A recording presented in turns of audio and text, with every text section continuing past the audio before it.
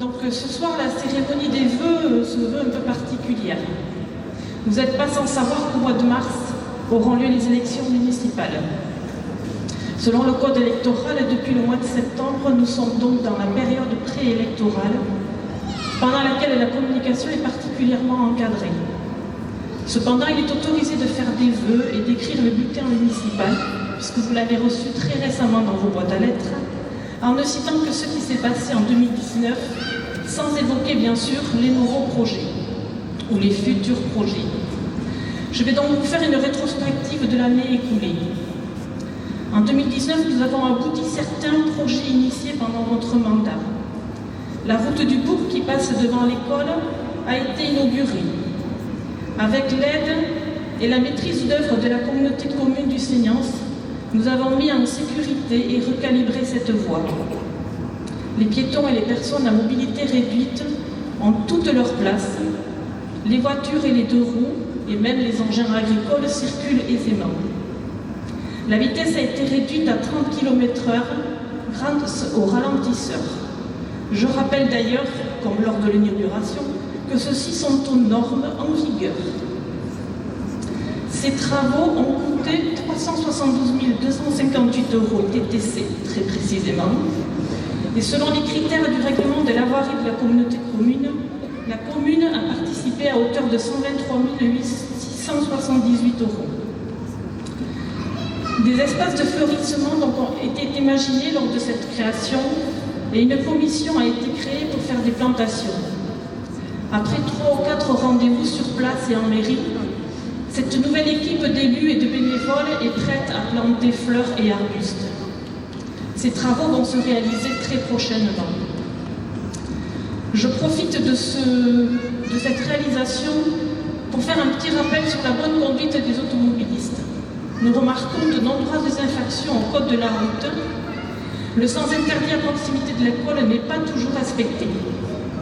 Il faut rentrer par le parking et ressortir par le même endroit. Dans le lotissement Les Chênes, de nombreux véhicules sont garés n'importe où. Pour la sécurité de tous, veillez à respecter le code de la route. Et si besoin, en cas de renouvellement de ces infractions, nous n'hésiterons pas à faire venir les gendarmes. Nous avons également continué à entretenir les bâtiments municipaux dans le respect des règles de sécurité. Nos routes communales sont aujourd'hui convenables grâce à notre plan pluriannuel de travaux. Le lotissement communal commencé en 2018 est terminé. Nous avons vendu tous les lots et le lot social est en cours de vente suite à la nouvelle proposition d'aménagement de HSA Habitat Sud Atlantique. Nous souhaitons la bienvenue à tous ces nouveaux habitants en espérant qu'ils trouvent toute leur place dans notre village. Le dossier pour l'aménagement de la route derrière le fronton a connu une progression notable cette année. Après 5 ans de négociations avec M. Xavier, nous avons trouvé enfin un accord pour l'achat d'une partie de la parcelle du parc de son château. Je tiens donc à remercier la famille Rey pour l'aboutissement à l'amiable de ce dossier. Avec cette avancée, l'aménagement de la place de la mairie et de la RD 394, ou la route des Pyrénées, va pouvoir commencer.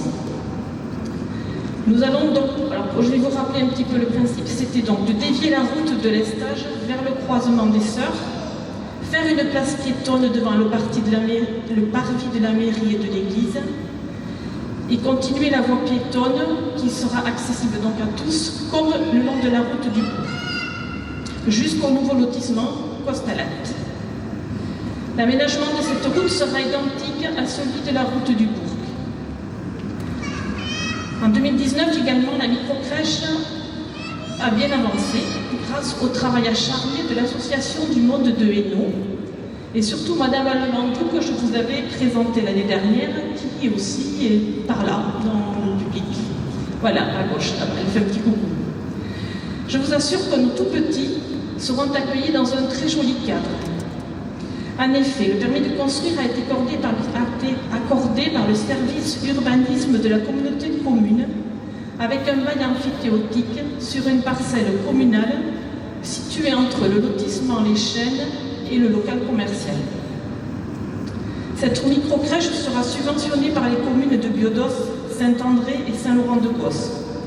Le prix de journée sera donc plus modéré et toutes les familles de ces 3 communes pourront bénéficier de ce mois de garde pour leur petite tête blonde. Cette structure offrira un moyen de garde de plus et complémentaire à notre territoire. En 2019, notre boulanger, M. Gall, nous a également quittés, libérant un local communal de 200 mètres carrés. Pas du tout prévu dans notre budget, la restauration et la mise aux normes de ce local nous posent question. Nous avons lancé une étude de consommation en fin d'été pour connaître vos besoins. Les résultats de cette enquête font ressortir les 3 points. Donc une clientèle qui est fortement influencée par les grandes et moyennes surfaces, due aux habitudes qui sont tournées vers les pôles commerciaux proches, souvent vers Urte. Un potentiel d'une offre commerciale à nuancer, avec l'avis partagé des habitants sur l'opportunité de l'ouverture d'un commerce, mais de réels besoins en termes de consommation de proximité. Et le 3e point, des attentes qui s'expriment dans l'acte d'achat et portant pour l'essentiel sur la qualité des produits, le rapport qualité-prix et la facilité d'accès aux services. Au vu de cette conclusion, le conseil municipal a décidé de créer 3 locaux pour répondre aux demandes des porteurs de projets. Une coiffeuse et une esthéticienne ont déjà pris contact et ont bien avancé sur leur projet. Nous avons également 2 porteuses de projets pour la création d'un local multiservice. En fin d'année, nous avons donc lancé un appel à candidature pour choisir un architecte. Aujourd'hui, nous avons eu un premier échange avec M. Delimier pour y travailler, puisque c'est lui qui a été retenu, qui doit être aussi par là dans l'assistance, je suppose. Je n'ai pas vrai, il est là-bas. Alors en 2019, pour revenir à Saint-Laurent, le week-end du 14 décembre, nous avons subi des inondations. Dès le jeudi après-midi, nous avons fait le tour des Barthés pour prévenir de l'arrivée de l'eau. La Dour déborde bien plus que la dernière fois, à chaque marée pendant tout le week-end. La digue du Broukissa et de Bauchek cède sous la force de l'eau et l'inondation va très vite. Dès le samedi après-midi, toutes les barthes de Saint-Laurent sont pleines et il est compliqué même de traverser avec un tracteur.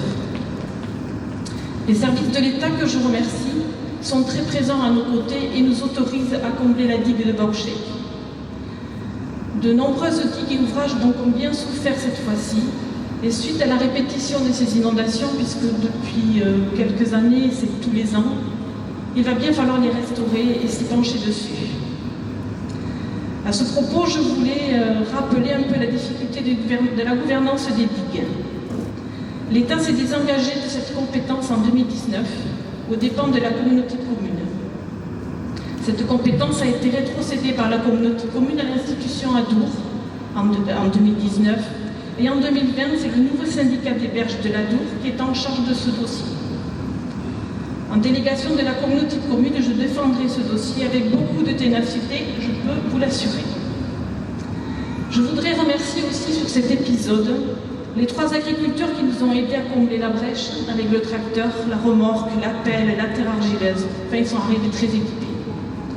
Je souligne également l'entraide de tous les riverains de l'Adour dans ces moments difficiles, l'aide et nos ententes avec les pompiers. Alors, je terminerai mes propos sur l'année écoulée en remerciant donc les présidents, les directeurs, les agents ou collaborateurs de tous les syndicats, l'intercommunalité qui gravite autour de nos différents projets pour nous aider à les réaliser. Alors, je vais en citer quelques-uns, je vais certainement en oublier. Le circuit du Bazar d'Ourlandais pour nos écoles, qui sont essentielles à la vie de nos enfants. La communauté de communes avec tous ses services qui nous aident dans beaucoup de dossiers. EMA pour l'eau et l'assainissement, le CIDEC pour l'électricité, le CITCOM pour les déchets, l'ALPI pour l'informatique, COL, HSA, Solia pour les services sociaux, le SPITCHU pour l'accueil des enfants les mercredis et les samedis et les vacances, le monde de Hainaut pour la microcrèche, tous les services de l'État, les gendarmes, les pompiers. Je félicite et remercie également tous les bénévoles de nos associations qui œuvrent pour le lien social et l'animation de notre village. Mais je vais quand même revenir un petit peu sur la communauté de communes du Seignance. Cette communauté est à l'échelle de notre territoire et représente beaucoup pour l'avancée de nos communes. Et en fin de mandat, nous avons avancé enfin un petit pas en validant à l'unanimité de nombreux dossiers, ce qui est exceptionnel sur la communauté de communes. Alors, dans les nombreux dossiers, on a les pistes cyclables, le plan local de l'habitat, PLH, récemment, les aménagements du parc d'activités économiques, donc les activités économiques à Souspès et à Norton qui ont commencé, le schéma de développement touristique, la création d'un restaurant interentreprise sur la zone industrielle de Tarnos, la création de l'espace numérique solidaire avec le SIAS, le projet alimentaire territorial PAT qui vient au soutien des agriculteurs avec des circuits courts. Et enfin, récemment, la création d'un centre aquatique communautaire à Tarnos qui permettrait à nos enfants, enfin, à apprendre à nager dans le cadre des activités scolaires. J'ose penser qu'ensemble, toutes les communes du Seignance, nous allons contribuer dans ce sens pour construire un territoire égalitaire et que tous nos concitoyens aient les mêmes services, droits et devoirs.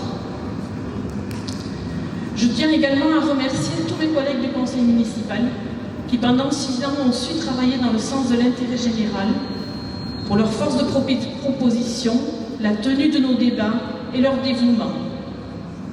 Merci également à nos conjoints, nos conjointes, nos compagnons, nos amis, qui font aussi d'énormes concessions pour nous libérer. Alors je ne vais pas vous annoncer un scoop parce qu'il y en a beaucoup qui le savent déjà, mais forte de cette expérience, je vous confirme donc ma candidature aux élections municipales au mois de mars, avec une grande partie de mon équipe. Il y a seulement 2 personnes qui arrêtent, mais je sais que l'on pourra encore compter sur elles si nécessaire. Merci à vous deux donc pour votre engagement et votre dévouement.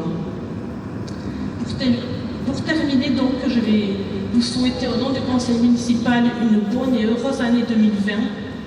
Je vous remercie à tous pour votre écoute.